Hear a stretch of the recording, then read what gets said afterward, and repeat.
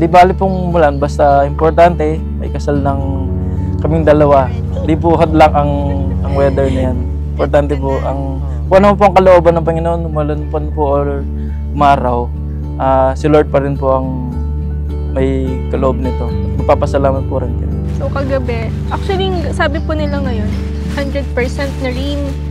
Tapos sobrang panalangin po kami kay Lord na wag umulan. And yun, sobrang grateful po na yung weather okay naman.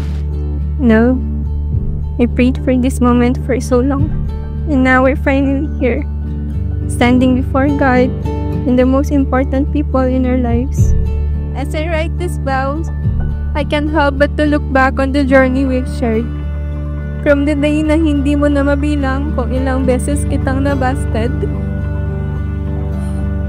Thank you for showing me what a constant, patient, and faithful love looks like.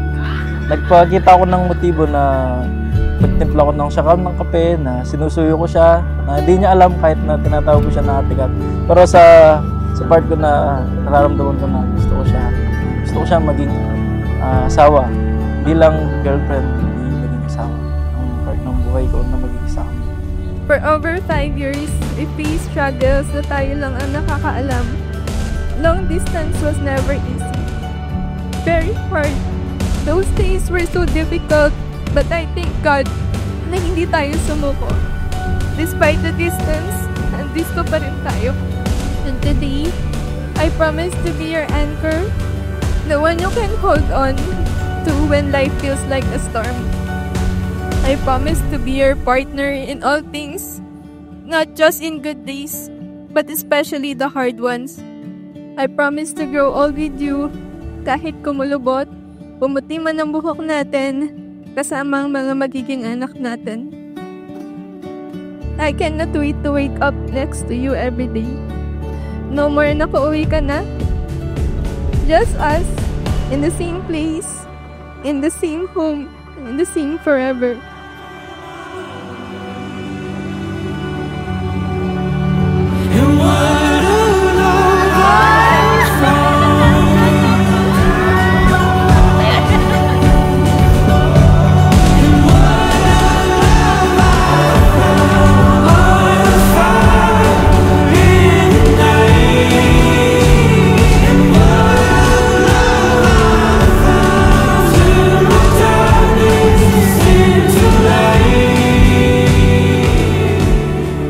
Madami man tayong pinagtalunan sa kasal, lugar, hindi mo nasundan yung gusto nating vision na mangyari ngayon.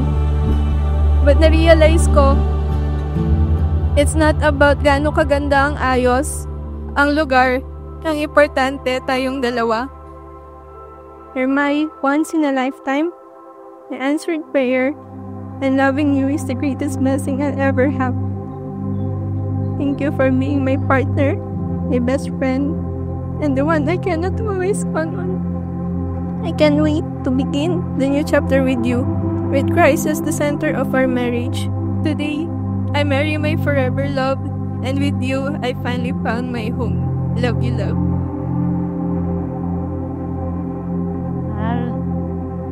This is it. Pinakahihintay. Huwag kang magbabago at mamahalan mo ang magiging asawa mo dahil siya ay magiging kabiyak mo habang buhay. Lagi kayong magkakaroon ng quality time. At ang ating Panginoon ang siyang maging sentro na ninyong pagmamahalan. Congrats. No? Thanks, oh.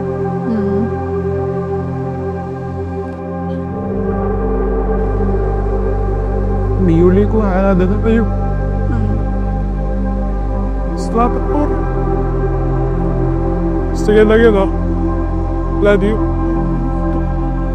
Love, ito ang araw na pinakihintay nating dalawa, ipinagdasal natin sa Panginoon. Parang kailan lang na pinagtitimpla ka ng kape at tinatawag na atikat, ngayon asawa na. Natatandaan ko pa yung mga araw na sinabi mong natatakot kang mag-commit. Pero dahil mahal na mahal kita, di ako sumuko para makuha ang matamis mong oo. Nandito na tayo ngayon, ikakasal na. Nagpapasalamat ako sa Panginoon na ikaw ang pinagkaloob niya sa akin hanggang sa pagtanda. Madami mang pagsubok ang dumaan sa ating dalawa. Sabihin natin itong lutot at sin na magkahawak ka kamay at walang bibitaw. Lagi mong tatandaan na lagi lang akong nasa tabi mo at susuportahan. Di ako magsasawang tindihin ka at susuyuin kahit sa mga panahon na di na natin maintindihan ng isa't isa. Pangako ko, mamahalin ka, alagaan ka, at iingat ka sa araw-araw ng buhay ko. I love you, love. I love you, my wife. I find it so hard to believe this is real. I swear I'm going head over heels, but honestly I'm so shocked. 'Cause when you came in my life, I started hating goodbye. Sa tuwing ika'y lumalapit sa'kin, parang ako'y lumalutang sa langit. So baby, don't let me go, 'cause I don't wanna be here all alone. Di mawari kung bakit ikaw ang napili. Pinipintig ng aking damdamin. It's so crazy, can't believe I can say that I'm yours. You're mine. O sa gabing ito, nais ko pong ipakilala sa inyo ang bagong kasal na si Mr. and Mrs. Al at Kat Tugon. Palakpakan po natin sila.